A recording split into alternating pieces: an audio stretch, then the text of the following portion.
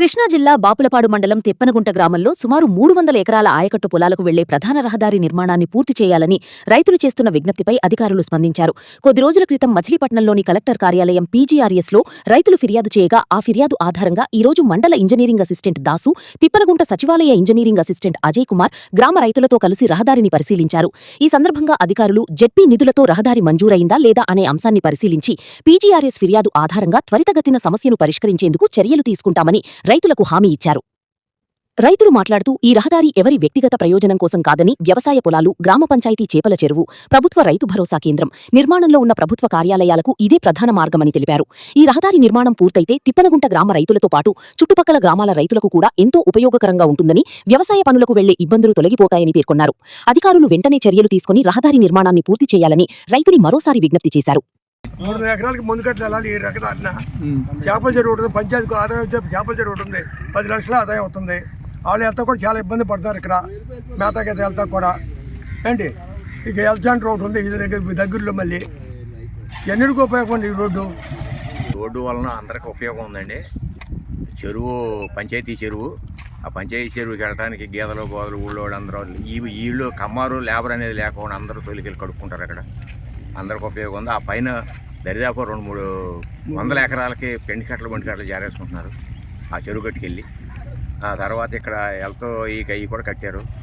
ఈ దారి వలన ఊరందరికీ ఉపయోగం ఉంది, ఎవరికి నష్టపడేది కాదు.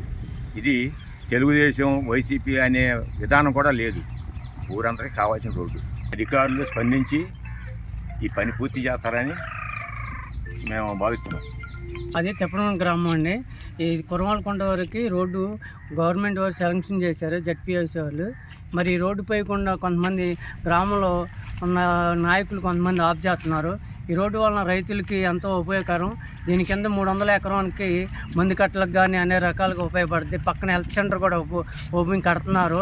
చెరువు కూడా పంచాయతీకి ఆదాయ చెరువుకు కూడా ఎంతో ఉపయోగకరం, రైతులకి ఎంతో ఉపయోగకరం అండి. ఇప్పుడు వచ్చిన ఏఈ గారు ఏమో చేస్తానంటున్నారు, కానీ ఆల్రెడీ శాంక్షన్ అయిందండి అని చెప్తున్నా సరే ఆయన పట్టించుకోకుండా చూసి చేస్తామని అంటున్నారు.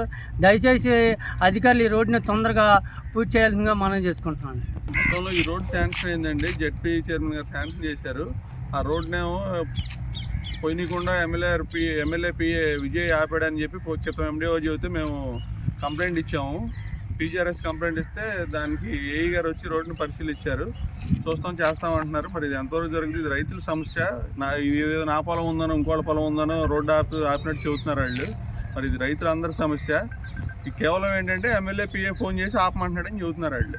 దాని మీద మీరు తగు చర్యలు తీసుకోవాలని మీడియా ద్వారా కోరుకుంటున్నాం. ఇప్పుడు అదే చెప్పాము ఏఈ గారికి కూడా. ఆ విజయ్ అని ఉన్నాడు, మొత్తం అతనే చేస్తున్నాడు. ఇది మొత్తం అతనికి ఏంటంటే ఒక 20,000 ఇస్తే ఎంటే శాంక్షన్ ఆర్డర్ ఇస్తాడు, అది జరిగేది. అతను మొత్తం 5,000 కూడా కక్కుర్తి పడుతున్నాడు. అతని పరిస్థితి అట్ట ఉంది. రోడ్లు ఆపడం, రోడ్లు శాంక్షన్ చేయాలన్నా ఆపాలన్నా అతనికి 5,000, 10,000, 20,000 ఇవ్వాలి అతని పరిస్థితి.